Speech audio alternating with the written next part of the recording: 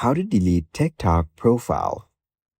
First of all, open up the TikTok application on your phone. You will then be taken to the TikTok homepage. From here, go over to Profile on the bottom right corner. So once you're here on your profile page, you need to go over to the menu on the top right corner. Then, select Settings and Privacy from the bottom. After that, from the options, tap on Account on the top. Over here, tap on Deactivate or Delete Account on the bottom. So once you're here in the next page, you need to select if you want to delete or deactivate your account. I will go with Delete Account permanently. Now, choose one of these reasons why you're leaving TikTok. You can also skip this if you want. Tap on Skip on the top right corner. After that, you'll be taken to this page.